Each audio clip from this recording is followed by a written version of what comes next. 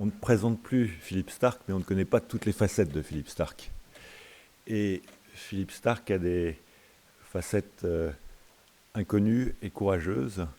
Et l'une de ces facettes courageuses pour ce citoyen du monde, c'est l'Europe. Et il y a une dizaine d'années, au moment du débat sur la Constitution européenne, je ne le connaissais pas, on lui a envoyé un mail en lui disant, voilà, il y a ce projet, derrière ça il y a des valeurs, est-ce que vous accepteriez de venir en parler? Et Philippe Starck est venu de Hong Kong, je crois, entre deux avions, il est arrivé avec sa moto, ce casque, il a enlevé le casque, j'ai découvert, et on a tout de suite passé à l'attaque. Il a dit l'essentiel, l'Europe, pour moi, c'est la dignité de la personne humaine, et ça, c'est extraordinaire, parce qu'avant, on ne l'avait jamais fait. Et depuis, je m'en souviens, et j'ai même remis au sommet des valeurs européennes la dignité de la personne humaine, parce que c'est ce que, finalement, au lendemain de la guerre, alors qu'on avait commis les plus grands crimes, on a réussi à mettre au cœur de notre projet politique. Et on en a discuté il y a quelques mois, et Philippe a dit, mais c'est vrai, la dignité, c'est la civilisation. Et je crois qu'aujourd'hui, la civilisation moderne, qui n'est pas une civilisation colonisatrice, mais une civilisation humaine, elle se fonde sur cette valeur qu'on a trop peu l'occasion de penser. Et donc, rien que ça, je crois que ça définit l'ADN de Philippe Starck, ce mot de dignité. J'espère que je ne me trompe pas. Donc ça va. Et puis, dès qu'il y a une cause européenne, Philippe Starck est là, présidence française de l'Union européenne. Je lui ai dit, tu sais, on aurait besoin de remettre un peu d'art et un peu d'intelligence artistique dans ce projet. Philippe me dit, mais bon, Sarkozy... Mais je lui dis, mais tu sais, c'est l'intérêt de la France et puis c'est l'intérêt de l'Europe. Et Philippe me répond, mais si c'est l'intérêt européen et si c'est l'intérêt national... je vais m'y consacrer. Et il est devenu directeur artistique de la présidence française de l'Union européenne. Et il a stylisé tout ça, mais surtout, il a remis un peu d'âme créative dans un processus qui était un processus technocratique. Et je pense donc que Philippe Starck, c'est ce grand designer populaire, mais c'est aussi cet homme qui a compris qu'il fallait aussi s'attaquer aux administrations, s'attaquer au processus pour remettre une âme dans cette affaire, pour remettre de la création, parce que la vie, c'est la création, et l'humanité, c'est la création. Et ça, c'est Philippe Starck. Voilà, c'est tout ce que je voulais dire. Moi, je suis d'accord avec tout. Je ne me rappelle de rien de ce qu'il a dit, mais je suis totalement d'accord. Alors, donc, je m'appelle Philippe Starck, je suis un Européen d'origine française. Je suis ce qu'on appelle un créatif. Un créatif, ça ne veut pas dire qu'on fait les choses bien, ça veut dire qu'on en fait beaucoup. Alors pour essayer de vous donner un exemple, j'ai sorti une petite liste. Donc je fais des robinets, des fusées, des bidets, de l'huile, des lunettes, des valises, de la bière, des voiliers, du cristal, du vin, du parfum, des écouteurs, des thermostats, des motos, des haut-parleurs, des chaussures, des meubles, des réverbères, des vélos, des vêtements, des couteaux, des moquettes, du bardage, des hôtels, des écoles, des avions, des laboratoires et du riz. Je pourrais continuer plus longtemps, mais c'est pas vrai, en fait, le reste c'était pour vous faire peur. C'était blanc. Donc, c'est vrai que j'ai passé ma vie et je continue à travailler dans le domaine créatif, comme on dit. Je fais beaucoup de projets très intéressants répartis sur le monde.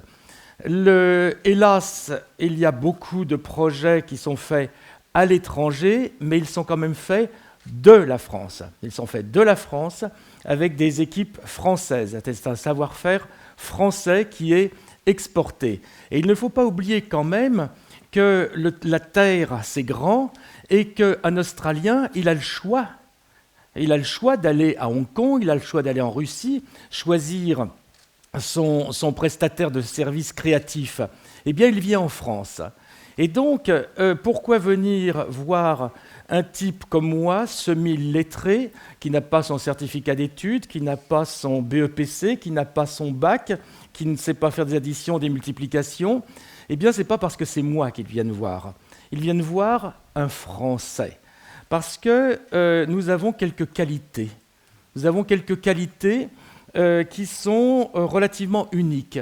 Hélas, étant dans l'avion tous les jours, parlant tous les jours avec des gens de tous les pays, je m'aperçois bien évidemment des spécificités, mais en creux, je vois bien nos spécificités, je vois bien pourquoi on vient nous voir. Alors, on vient nous voir pour tout ce que les gens nous accusent, ce dont les gens nous accusent.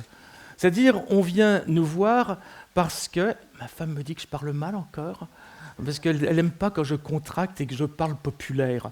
Le problème, c'est que je vieillis, et en vieillissant, je perds mon vocabulaire, et en effet, je perds ma syntaxe, et donc je vais encore sortir d'ici en me faisant engueuler. Et donc, que disais-je ? Ben, ça y est, je ne me rappelle plus. Quoi ? Hein ? Non, attendez, je vais quand même lui demander, parce que... Quoi ? Attendez, j'y vais parce que maintenant le SMUD me dit quoi ? Ah bien sûr, c'est l'Europe. Bah oui, je sais. Elle me rappelle que c'est pas la France, c'est l'Europe. Donc, alors à chaque fois que je dis le mot France, on va le remplacer par le mot Europe. Et donc, ce que l'on vient voir chez nous, c'est un esprit très particulier qui est basé sur l'arrogance. J'ai entendu l'autre jour quelqu'un qui a dit « il faut arrêter d'être arrogant ». Mais bien sûr que non, il faut continuer à être arrogant. Il faut continuer à être, l'autre accusation, prétentieux. Soyons prétentieux, soyons ambitieux, car finalement, une de nos grandes qualités, c'est l'exigence. C'est l'exigence parce qu'à l'étranger, aux États-Unis par exemple, si vous faites quelque chose de bien, tout le monde applaudit. Mais si vous faites quelque chose de mal, tout le monde applaudit.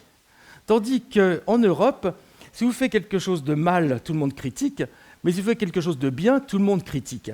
Nous avons un sport national extraordinaire qui est tuer le succès.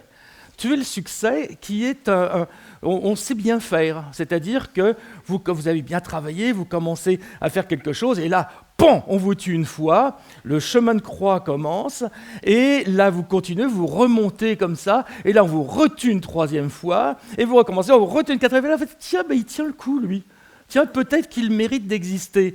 Alors ce processus très sado et un peu masochiste pourrait paraître totalement gratuit, sauf qu'il a un avantage énorme, c'est qu'il monte la qualité. Nous savons monter la qualité. C'est-à-dire que notre esprit critique est un formidable moteur de créativité et de qualité. Et c'est pour ça qu'il faut que l'on garde toutes ces qualités. Il ne faut pas qu'on se normalise, il ne faut pas qu'on écoute ce que les gens disent, il faut qu'on reste ce que l'on est. Et dans cette crise qui n'en a que le nom, ce nom idiot d'ailleurs, parce que ce n'est pas une crise, c'est une métamorphose, c'est une évolution de la société et de la civilisation, eh bien nous avons un rôle à jouer qui est le même. C'est-à-dire qu'une fois de plus, on n'a pas besoin du tout de changer, nous avons simplement besoin de continuer à être une avant-garde, à être des éclaireurs, à être des phares.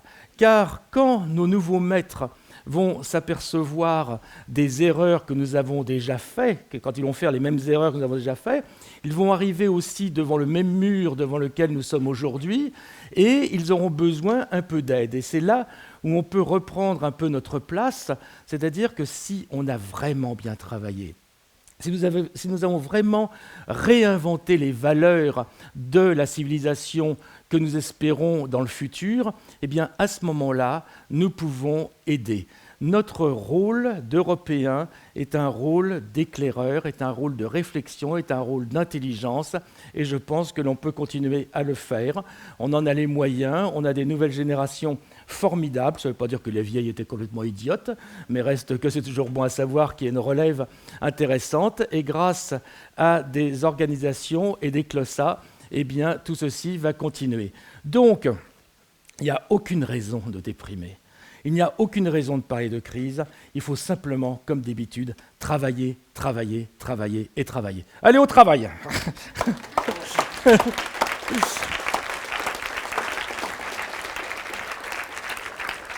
Et c'est l'Europe, hein.